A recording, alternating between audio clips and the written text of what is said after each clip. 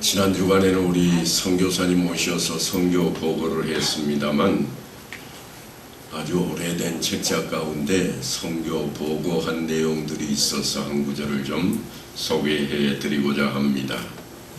가난한 인도 사람들을 위해서 평생토록 의료 선교사로 그렇게 그 땅을 섬겼던 부모님을 따라서 대를 이어서 그 땅에 선교 활동을 했던 폴 브렌트라고 하는 선교사가 있습니다. 그는 사실은 인도에서 태어났습니다. 그러니까 부모님이 선교 활동을 하기 위해서 그 나아가던 의과 치료들을 다 물리치고 인도로 향해 떠났던 그 자리에서 태어난 사람입니다. 그래서 그는 자라면서 변변한 의료 장비도 또 약품도 없이 수술을 하고 치료하는 부모님과 환자들을 늘 가까이 대하게 되었습니다. 또한 피가 튀고 생명이 끊어지는 비명소리와 참을 수 없는 그런 고통소리를 들으며 어린 시절을 보냈다고 그는 기록해 놓고 있습니다. 그래서 제대로 된 의학 공부를 시키기 위해 부모님은 이 폴 브렌트를 의과대학에 보내게 되었습니다. 영국 런던의 한 병원에서 그가 인턴 생활을 할 때의 일입니다. 어느 날 밤에 간호사가 뛰어오면서 외쳤습니다. 일손이 모자랍니다. 빨리 좀 와보세요. 간호사의 손과 유니폼은 이미 피범벅이 되어 있었습니다. 그녀를 따라가 보니까 인형처럼 아주 아리따운 아이가 수술대 위에 누워있는데 피를 얼마나 흘렸는지 얼굴이 백지장처럼 새하얗게 되어 있고 산소 부족으로 뇌는 이미 멈추어 있는지 기계가 소리를 이제 일정하게 내버리는 그러한 시간이 다가오고 있었습니다. 의사와 간호사들은 다른 것들을 조치하느라고 바쁘게 움직였고 그에게 맡겨진 일은 무엇이었는가 하면 혈압 기계가 수치를 나타내는 것을 확인하고 맥박을 재는 것이었습니다. 그런데 그 아이 손을 잡았더니 맥박이 이미 멈춰 있습니다. 그래서 그 아이는 죽었다 그렇게 생각을 했습니다. 그때에서야 이제 혈액이 도착하고 수혈을 하기 시작했습니다. 옛날에는 혈액이 요즘처럼 튜브로 되어 있지 않고 병으로 되어 있었습니다. 그래서 그 의사가 이제 이 인턴에게 지시를 합니다. 이 혈액병에서 혈액이 다 비워질 때까지 꼼짝도 하지 말고 이걸 지켜보고 있으라. 수술은 끝났고 수술하던 의사도 보조하던 간호사들도 다 나가고 아이 손목을 잡고 있는 폴 브렌트만 남아 있습니다. 손목을 왜 잡았는가 하면 맥박 재려고 잡은 겁니다. 그리고 그의 눈에는 지금 피가 들어가고 있는 병을 쳐다보고 있습니다. 그런데 갑자기 손에 뭔가 떨리는 현상이 감지되기 시작합니다. 이상하다. 웬일이지? 내 손에 무슨 쥐가 났나? 그리고는 잠깐 쳐다보았더니 아이에게 서서히 이제 얼굴에 핏빛이 돌아오고 그렇게 모습이 바뀌는 것이 느껴지기 시작했습니다. 더더욱 놀라운 것은 잠시 후에 이 아이가 말을 합니다. 물 줘요. 그 이야기는 뭔가 하면 살아났다는 겁니다. 다 죽어가던 아이가 아니 죽었다고 생각했는데 이 아이가 살아났습니다. 이 사건을 통해서 폴 브렌트는 이제 그 인생을 송두리째 바뀌는 그러한 찰나의 기적을 체험하게 되었습니다. 혈액병을 쳐다봤습니다. 혈액병에는 그 헌혈자의 이름이 기록이 되어 있는데 그가 마음속으로 생각하기를 저 사람이 이 아이의 살아난 모습을 듣는다면 얼마나 기뻐할까. 폴 브렌트는 그 자리에서 맹세를 하게 됩니다. 이제 나는 평생토록 의사로서 이 선교지에서 생명을 살리는 일을 해야 되겠다. 나의 부모님이 이곳에 이제 목숨을 바친 것처럼 나도 그 자리에 가서 일을 해야 되겠다고 다짐하게 되었다고 하는 선교 보고서였습니다. 그러니까 사실 이 피가 없는 생명은 살아있는 생명이라 말할 수가 없습니다. 그래서 오늘 속죄제에 대한 이야기를 하면서도 여전히 피에 대한 이야기가 성경에 기록이 되어 있습니다. 피는 생명이요, 죄는 생명의 파괴자입니다. 그러므로 죄로 죽을 수밖에 없는 생명을 살리기 위해서는 반드시 피가 필요하다고 하는 것입니다. 그래서 속죄제는 온통 피로 가득한 내용들을 담고 있는데 우리가 읽은 성경 바로 앞쪽을 보면 그 숫송아지를 회막문 여호와 앞으로 끌어다가 그 숫송아지의 머리에 안수하고 그것을 여호와 앞에서 잡을 것이요, 기름 부음을 받은 제사장은 그 숫송아지의 피를 가지고 회막에 들어가서 그 제사장이 손가락에 그 피를 찍어 여호와 앞 곧 성소 시장 앞에 7번 뿌릴 것이며, 제사장은 또 그 피를 여호와 앞 곧 회막 안 향단 뿔들에 바르고 그 송아지의 피 전부를 회막문 앞 번제단 밑에 쏟을 것이며 그랬습니다. 제사를 드리려고 온 사람은 제물을 잡아야 합니다. 피를 받고 가죽을 벗기고 살점을 오려내어서 이제 제사장에게 피를 넘겨야 할 것입니다. 그러다 보면 옷은 피로 얼룩져 있을 것입니다. 그래서 피를 이어받은 이제 제사장은 제단과 성소 위에 있는 그러한 휘장에 뿌리는 그 제사장의 손도 사실은 피로 범벅이 될 것입니다. 그렇다면 왜 하나님께서는 이처럼 피의 제사를 요구하고 있을까요? 사람들은 자신들이 섬기는 신에게 최고의 정성을 바친답시고 피를 드리는 경우도 있습니다. 심지어는 사람의 심장으로 제사를 드리는 경우도 있습니다. 우리나라에도 흔하지 않게 과거에는 볼 수 있었던 게 닭이라든가 새에 목을 쳐서 피를 뿌리는 그러한 장면을 우리가 대하기도 했습니다. 그런데 이러한 일들은 사실은 일반인들이 가지고 있는 것과 성경이 이야기하는 내용은 그 차원이 전혀 다릅니다. 왜냐하면 이 피를 뿌리고 짐승을 잡아서 속죄제로 드리는 일은 사실은 하나님을 위한 제사가 아니라 죄인인 우리를 위한 제사이기 때문에 그렇습니다. 한마디로 피 없이는 죄사함이 없기 때문에 사도 바울은 이렇게 이야기를 시작합니다. 죄의 싹은 사망이요. 이 말씀은 죄가 사형을 당한다고 하는 뜻이 아닙니다.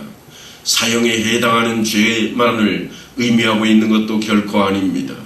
아무리 사소한 죄라도 부지 중에 죄를 지은 그러한 경우일지라도 하나님 앞에 서기만 하면 우리 인생은 소멸되어 버리고 말 것입니다.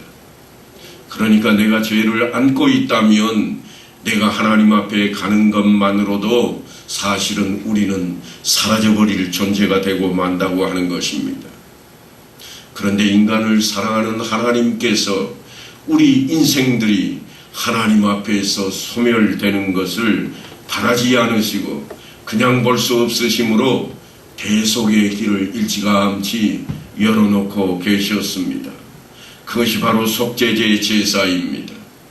그래서 제물을 잡게 하시고 다른 피를 내 대신 흘리게 하셔서 내 생명을 살려놓겠다고 하는 것입니다.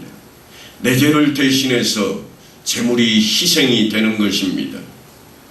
그것이 속죄제의 제물을 요구하시는 이유라 말할 수 있습니다. 물론 번제와 소제와 화목제로도 충분하지 않은가? 우리가 지난 시간들을 통해서 그 제사들을 다 살펴보았지만 그 정도만 해도 충분하지 않은가? 그렇게 생각할 수도 있을 것입니다. 번제에는 이미 속죄의 기능이 들어있고 내 목숨까지도 드린다고 하는 완전한 헌신의 다짐이 있기도 합니다. 또한 화목제로 이미 하나님과 화목하게 되었으니 하나님 앞에 설 수 있다고 생각할 수도 있을 것입니다. 그런데 예수님께서는 이러한 말씀을 우리에게 전했습니다. 이미 목욕한 자는 발밖에 씻을 필요가 없느니라. 옛날에는 명절을 맞이하면 1년에 아마도 한두 차례 목욕을 하는 것이 다였을 것입니다. 하지만 손과 발은 수시로 하루에도 몇 차례씩 씻습니다. 주님의 표현을 빌리자면 번제는 목욕과 같은 것이요 속죄제는 아마도 손발을 씻는 것과 같다, 그렇게 설명할 수 있습니다. 죄악의 먼지 속에 뒹굴면서 살아가는 우리에게 손발을 씻는 것과 목욕 가운데 어느 것이 더 필요할까요? 틀림없이 손발을 씻는 것입니다. 바로 그것을 우리는 오늘 속죄의 제사라 그렇게 의미를 부여해서 성경을 읽을 수가 있겠습니다. 속죄제를 드리는 일은 대단히 복잡합니다. 신분을 따라 드리는 예물도 다르고 방법도 다 다릅니다. 제사장이 죄를 지은 경우가 다르고 이스라엘 온 회중들의 경우가 다르며 이스라엘 족장들의 경우와 일반 평민들의 경우가 다 다릅니다. 하지만 그 원리는 동일하다 할 것입니다. 제사장은 하나님의 대리자인 동시에 인간과 피조물을 대표하기 때문에 그래서 그는 온전히 제사장의 직분을 감당해야만 했습니다. 하나님께서는 높은 신분일수록 그리고 중요한 지위에 있을수록 더욱 큰 책임과 더욱 성결된 모습을 요구하고 있는 그 내용을 성경을 통해 우리는 대하게 됩니다. 그런데 제사장이라고 해서 그 사람 자체가 중요해서 사실 그런 것은 아닙니다. 그 직분을 얼마나 잘 감당해야 할 것인가, 그 직분이 중요하기 때문입니다. 이스라엘은 제사장 나라로서 그 직무를 제대로 감당하지를 못했습니다. 그들은 왜곡되게도 선민의식과 그릇된 기복신앙으로 인해서 결국은 하나님의 제사장 나라의 자리에서 제외되고 말게 되었습니다. 그리고 사실은 하나님께서 새롭게 제사장 나라를 세우게 된 내용이 성경에 수록되고 있습니다. 베드로 사도가 이렇게 외칩니다. 너희는 택하신 족속이요 왕같은 제사장들이요 거룩한 나라요 그의 소유가 된 백성이라. 이제 그리스도인들은 그러니까 각자의 영역에서 제사장이라 말할 수 있습니다. 그러므로 그 제사장의 역할을 잘 감당해야만 할 것입니다. 그러자면 제사장이 어떤 일을 했는지 알아야 됩니다. 구약시대의 제사를 지금은 드리지 않으니까 우리와 상관이 없노라 그럴 수 있겠지만 사실은 그 의미를 우리가 깨달아야 우리가 온전해질 수가 있을 것입니다.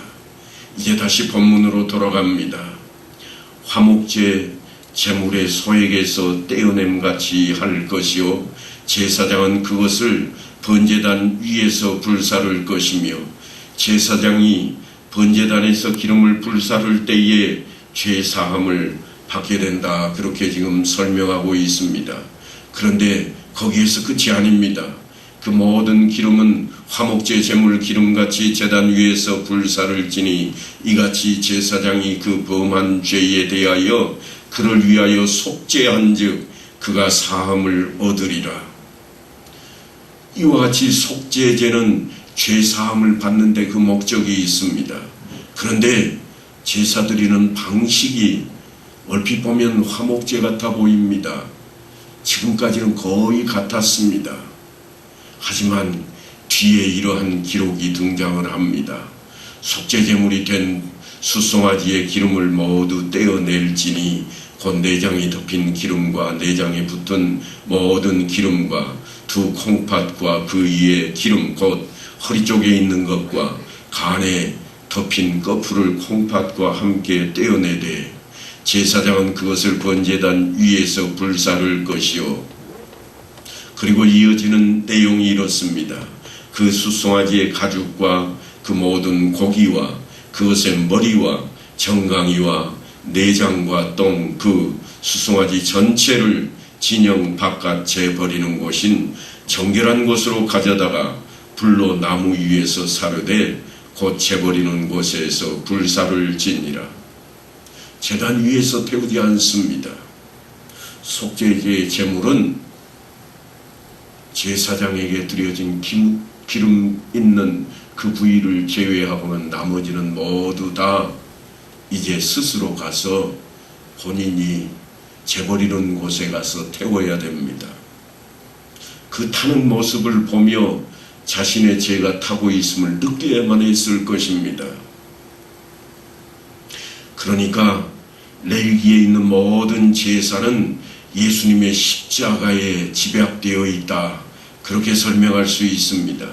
그 중에도 가장 많은 비중을 차지하고 있는 것이 속죄제인데 예수님께서 우리의 죄를 대신해서 속죄 제물이 되셨다. 그렇게 기록해 놓았는데 성전에서 예수님은 피를 흘리지 않았습니다.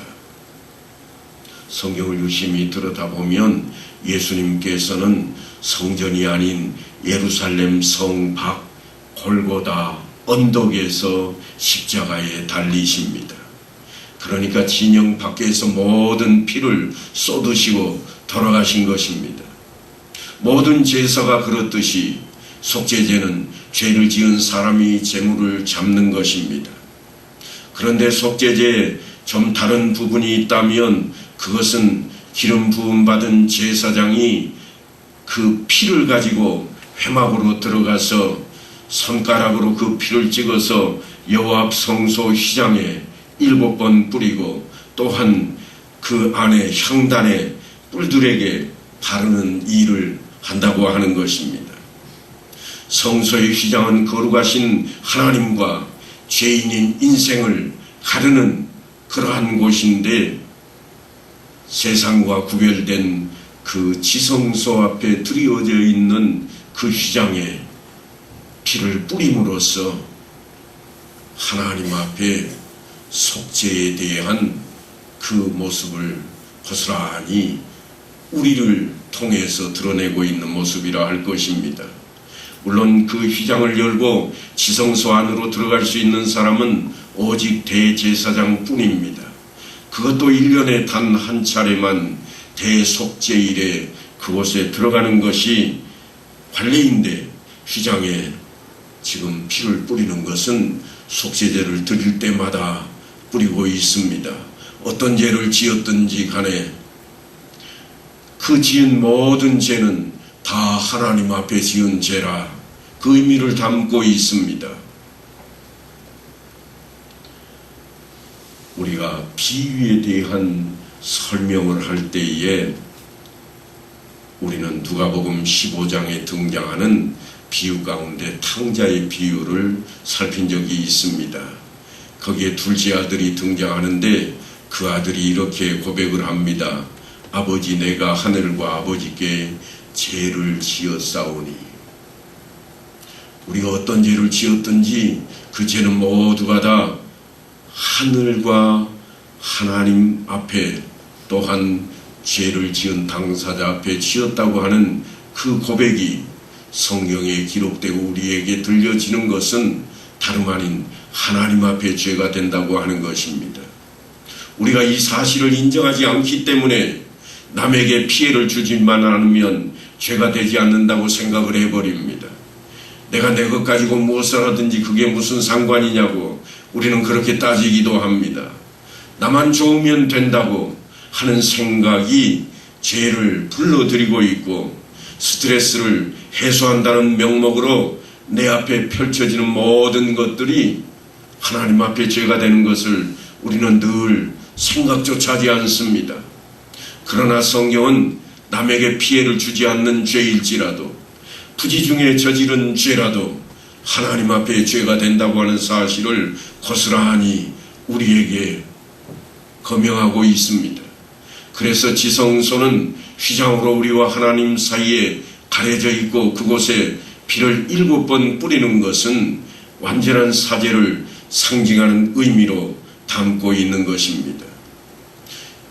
성경은 예수님을 이렇게 표현해 놓기도 했습니다. 내가 또 보니 보좌와 내 생물과 장로들 사이에 한 어린 양이 서 있는데 일찍이 죽임을 당한 것 같더라. 그에게 7뿔과 7눈이 있으니 이 눈들은 온 땅에 보내심을 받은 하나님의 7영이더라. 사실 예수님은 완전하신 하나님이십니다. 그래서 이 표현에 등장하는 7뿔은 완전한 힘을 상징하고, 7눈은 완전한 보호를 상징하며, 7영은 완전한 영을 의미하고 있다 할 것입니다. 그렇게 완전하신 분이 사실은 우리를 위해서 십자가에 달려 피를 흘리셨다고 하는 것입니다. 그러자 놀라운 일이 벌어졌습니다. 골고다 언덕에서 한참이나 떨어져 있는 하나님의 성전 안에서 지성소를 가리고 있던 휘장이 둘로 찢어져 버렸습니다. 때가 제6시쯤 되어 해가 빛을 잃고 온 땅에 어둠이 임하여 제9시까지 계속하며 성소의 휘장이 한가운데가 찢어지더라. 누가가 당시에 그 모습을 이렇게 기록해 놓고 있습니다.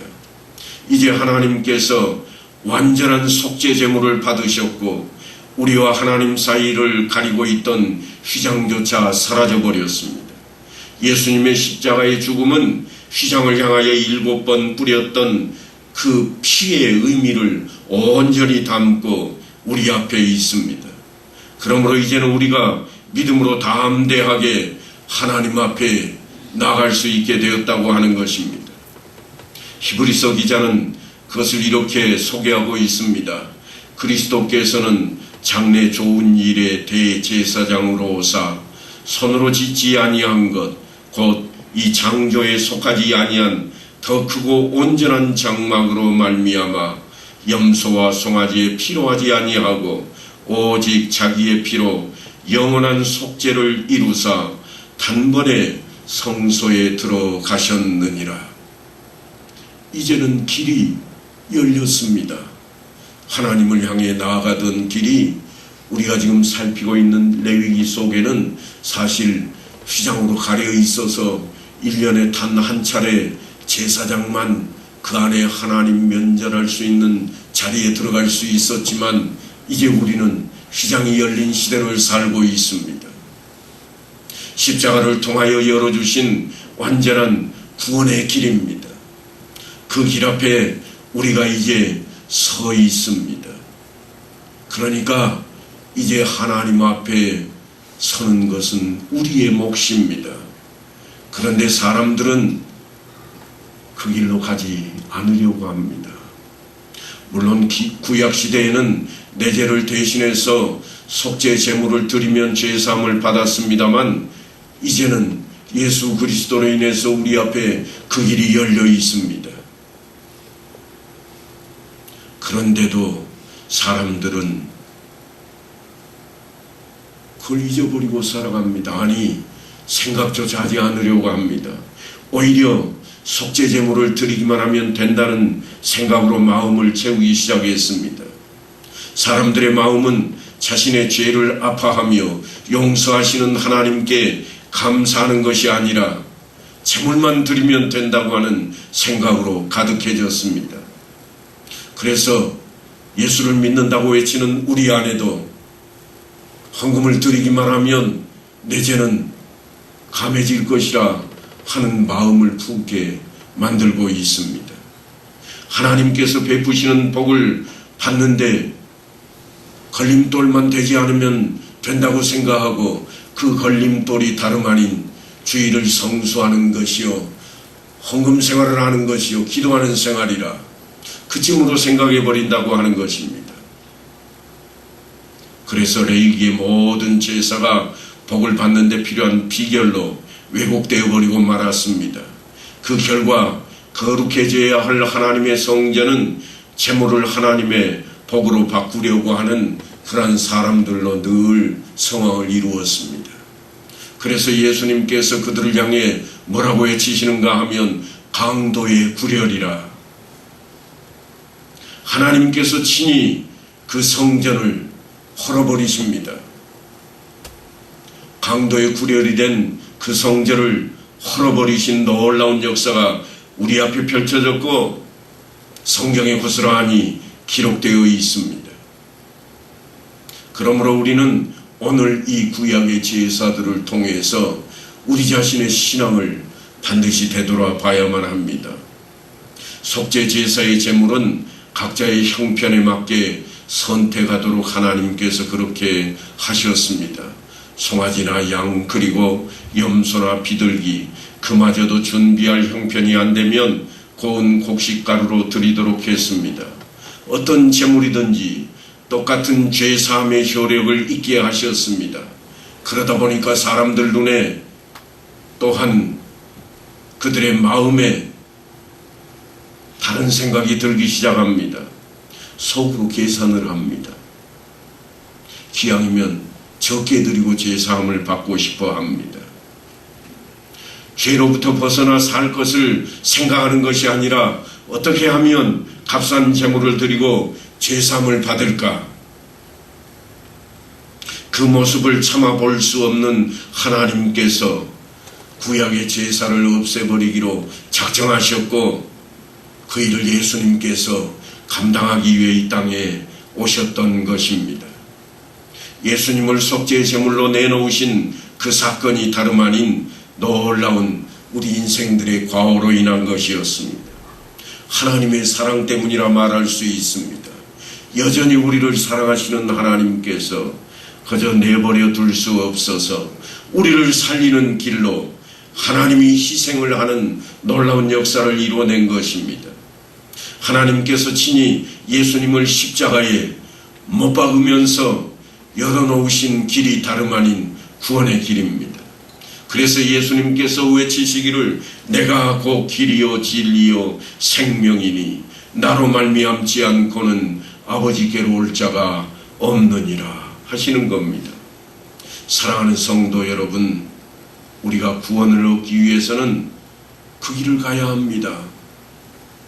그 길은 내가 생각하는 길이 아니라 주님께서 말씀하신 내가 곧 길이요 진리요 생명이라. 그 길을 가야 할 터인데 그 길은 다름 아닌 주님입니다. 주님을 향해 나아가는 겁니다. 나로 말미암지 않고는 아버지께로 올 자가 없느니라. 그러니까 우리는 아버지께로 가기 위해서 그 구원의 문인 예수 그리스도 안에 성큼 들어서야만 합니다. 문 밖에 서서 내가 두드리노니 그가 문을 열면 내가 그 안에 그가 내 안에 거하겠다고 약속하신 주님을 향해 우리는 한 발짝 한 발짝 다가서 나아가야만 할 것입니다. 하지만 그 길은 우리가 반드시 가야 할 길이로되 내가 가는 동안 내 수고와 그 노력을 내세울 수 없는 길입니다. 주님의 십자가를 바라보고 가는 길이기에 그러합니다. 하나님께서 그 길을 열어놓지 않았다면 아무런 의미가 없습니다.